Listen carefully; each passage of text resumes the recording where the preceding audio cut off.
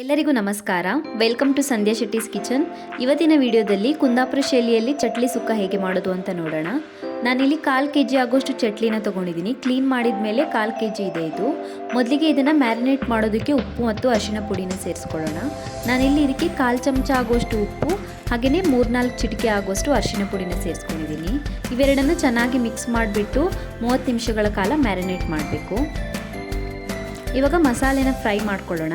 ನಾನಿಲ್ಲಿ ಒಂದು ಫ್ರೈಯಿಂಗ್ ಪ್ಯಾನ್ಗೆ 1 ಚಮಚ ಆಗೋಷ್ಟು ಕೋಕೋನಟ್ ಆಯಿಲ್ನ ಸೇರಿಸ್ಕೊಂಡಿದ್ದೀನಿ. ಇದಕ್ಕೆ 8 ಬ್ಯಾಡಗಿ ಮೆಣಸಿನಕಾಯಿಗಳನ್ನು ಸೇರಿಸ್ಕೊಳ್ಬೇಕು. ಹಾಗೆಯೇ 1 ಚಮಚ ಆಗುವಷ್ಟು ಧನಿಯಾ ಕಾಳು, ಅರ್ಧ ಚಮಚ ಆಗುವಷ್ಟು ಜೀರಿಗೆ, ಅರ್ಧ ಚಮಚ ಆಗುವಷ್ಟು ಕಾಳುಮೆಣಸು, ಅರ್ಧ ಚಮಚ ಆಗುವಷ್ಟು ಸೋಂಪು, ಹಾಗೆಯೇ 1-2 ಚಿಟಿಕೆ ಆಗುವಷ್ಟು ಮೆಂತೆ ಕಾಳನ್ನು ಸೇರಿಸ್ಬಿಟ್ಟು ಚೆನ್ನಾಗಿ ಫ್ರೈ ಮಾಡ್ಕೊಳ್ಬೇಕು. ಇದನ್ನು 3 ನಿಮಿಷದವರೆಗೂ ಮೀಡಿಯಂ ಫ್ಲೇಮಲ್ಲಿ ಚೆನ್ನಾಗಿ ಫ್ರೈ ಮಾಡ್ಕೊಳ್ಬೇಕು.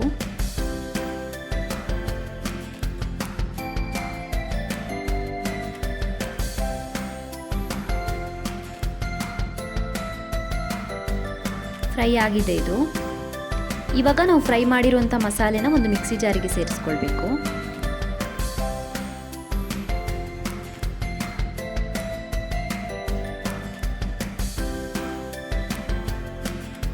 ಇದಕ್ಕೆ 4 ಚಿಕ್ಕ ಚಿಕ್ಕ ಶುಂಠಿ ಚೂರುಗಳನ್ನು ಸೇರಿಸ್ಕೊಳ್ಳಿ. ಹಾಗೆಯೇ 4 ಬೆಳ್ಳುಳ್ಳಿ ಹೆಸರುಗಳನ್ನು ಸೇರಿಸ್ಕೊಳ್ಳಿ. 3 ಚಮಚ ಆಗುವಷ್ಟು ಹುಣಸೆಹಣ್ಣಿನ ರಸನ ಸೇರಿಸ್ಕೊಳ್ಬೇಕು. ಹಾಗೆಯೇ ಅಗತ್ಯ ಇರೋಷ್ಟು ನೀರನ್ನು ಸೇರಿಸ್ಬಿಟ್ಟು ನುಣ್ಣಗೆ ರುಬ್ಕೊಳ್ಳಿ. ಇದನ್ನು ಮಸಾಲೆ ರುಬ್ಬಿ ರೆಡಿಯಾಗಿದೆ. ಇವಾಗ ಚಟ್ಲಿ ಸುಕ್ಕ ಹೇಗೆ ಮಾಡೋದು ಅಂತ ನೋಡೋಣ. ನಾನಿಲ್ಲಿ ಒಂದು ಫ್ರೈಯಿಂಗ್ ಪ್ಯಾನ್ಗೆ 6 ಚಮಚ ಆಗುವಷ್ಟು ತೆಂಗಿನೆಣ್ಣೆನ ಸೇರಿಸ್ಕೊಳ್ತಾ ಇದ್ದೀನಿ.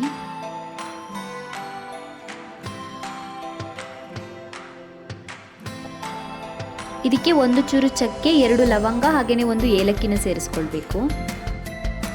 ಹಾಗೆಯೇ 2 ಚೆನ್ನಾಗಿ ಹೆಚ್ಚಿರುವಂಥ ಈರುಳ್ಳಿನ ಸೇರಿಸ್ಕೊಳ್ಬೇಕು. ಚೆನ್ನಾಗಿ ಫ್ರೈ ಮಾಡ್ಕೊಳ್ಳಿ ಈರುಳ್ಳಿನ. 30 ಸೆಕೆಂಡ್ಸ್ಗಳ ಕಾಲ ಚೆನ್ನಾಗಿ ಹುರ್ಕೊಳ್ಬೇಕು. ಈರುಳ್ಳಿ ಸಾಫ್ಟ್ ಆಗೋವರೆಗೂ ಚೆನ್ನಾಗಿ ಹುರ್ಕೊಳ್ಬೇಕು. ಈರುಳ್ಳಿ ಚೆನ್ನಾಗಿ ಫ್ರೈ ಆಗಿದೆ. ಇವಾಗ ಇದಕ್ಕೆ 1 ಕಪ್ ಆಗೋಷ್ಟು ತೆಂಗಿನಕಾಯಿ ತುರಿನ ಸೇರಿಸ್ಕೊಳ್ತಾ ಇದ್ದೀನಿ. ನಾನಿಲ್ಲಿ ದೊಡ್ಡ ಸೈಜ್ ತೆಂಗಿನಕಾಯಿಯಲ್ಲಿ 1/4 ಅಂಶ ಆಗೋಷ್ಟು ತೆಂಗಿನಕಾಯಿನ ಯೂಸ್ ಮಾಡ್ತಿದ್ದೀನಿ. ಚೆನ್ನಾಗಿ ಮಿಕ್ಸ್ ಮಾಡ್ಕೊಳ್ಳಿ.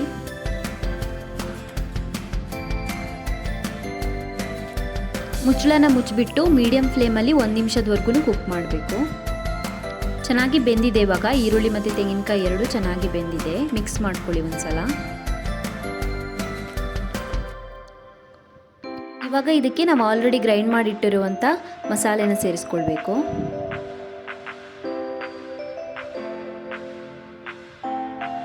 ಮಿಕ್ಸ್ ಮಾಡ್ಕೊಳ್ಳಿ ಚೆನ್ನಾಗಿ ಮಸಾಲೆನ.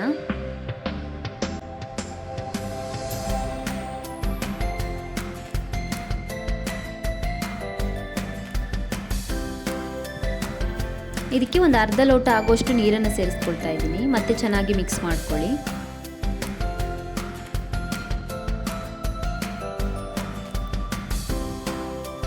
ನಾನು ಪ್ರಾನ್ಸ್ಗೆ ಆಲ್ರೆಡಿ ಉಪ್ಪನ್ನು ಹಾಕ್ಕೊಂಡಿದ್ದೆ. ಇದಕ್ಕೆ 1/4 ಚಮಚ ಆಗುವಷ್ಟು ಉಪ್ಪನ್ನು ಸೇರಿಸ್ಕೊಳ್ತಾ ಇದ್ದೀನಿ. ಮಸಾಲೆಗಾಗುವಷ್ಟು ಮಿಕ್ಸ್ ಮಾಡಿ ಚೆನ್ನಾಗಿ. ಇವಾಗ ಮುಚ್ಚಳನ ಮುಚ್ಚಿಬಿಟ್ಟು 5ರಿಂದ 10 ನಿಮಿಷದವರೆಗೂ ಮೀಡಿಯಂ ಫ್ಲೇಮಲ್ಲಿ ಚೆನ್ನಾಗಿ ಕುಕ್ ಮಾಡಬೇಕು. 10 ನಿಮಿಷ ಆಗಿದೆ. ಇವಾಗ ಮಸಾಲೆ ಎಲ್ಲ ಚೆನ್ನಾಗಿ ಬೆಂದಿರುತ್ತೆ. ಮಿಕ್ಸ್ ಮಾಡ್ಕೊಳ್ಳಿ ಒಂದ್ಸಲ.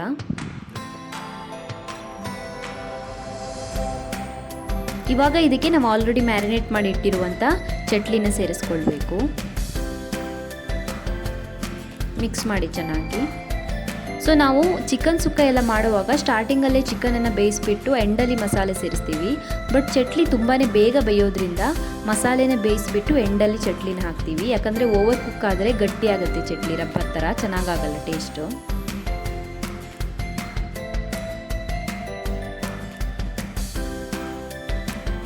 ಮಿಕ್ಸ್ ಮಾಡಿದ ಮೇಲೆ ಮುಚ್ಚಳನ ಮುಚ್ಚಿ 3 ನಿಮಿಷದವರೆಗೂ ಮೀಡಿಯಂ ಫ್ಲೇಮಲ್ಲಿ ಬೇಯಿಸಬೇಕು. ಇದನ್ನು 3 ನಿಮಿಷ ಆಗಿದೆ. ಚಟ್ಲಿ ಎಲ್ಲ ಚೆನ್ನಾಗಿ ಬೆಂದಿರುತ್ತೆ. ಇವಾಗ ಮಿಕ್ಸ್ ಮಾಡ್ಕೊಳ್ಳಿ ಒಂದ್ಸಲ.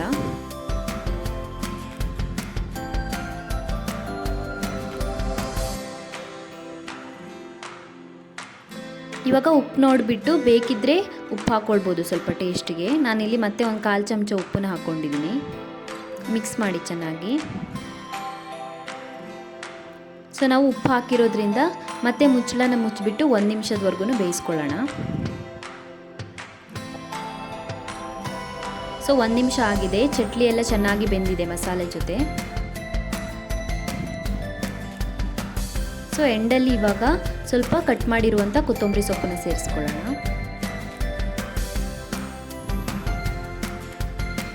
ಮಿಕ್ಸ್ ಮಾಡಿ ಚೆನ್ನಾಗಿ.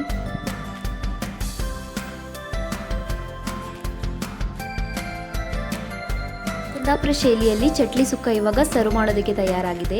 ಇಡ್ಲಿ ಜೊತೆ ದೋಸೆ ಜೊತೆ ಎಲ್ಲ ಕಾಂಬಿನೇಷನ್ ತುಂಬಾ ಚೆನ್ನಾಗಿ ಬರುತ್ತೆ. ಟ್ರೈ ಮಾಡಿ ಇದನ್ನು ನೀವು. Thank you for watching my video. ನಿಮಗೆ ನನ್ನ ವಿಡಿಯೋ ಇಷ್ಟವಾಗಿದ್ದರೆ ಲೈಕ್ ಮಾಡಿ, ಹಾಗೆಯೇ ಶೇರ್ ಮಾಡಿ. ನೀವು ನನ್ನ ಚಾನಲನ್ನು ಸಬ್ಸ್ಕ್ರೈಬ್ ಮಾಡಿಲ್ಲ ಅಂದರೆ ಇವಾಗಲೇ ಸಬ್ಸ್ಕ್ರೈಬ್ ಮಾಡೋದನ್ನು ಮರಿಬೇಡಿ.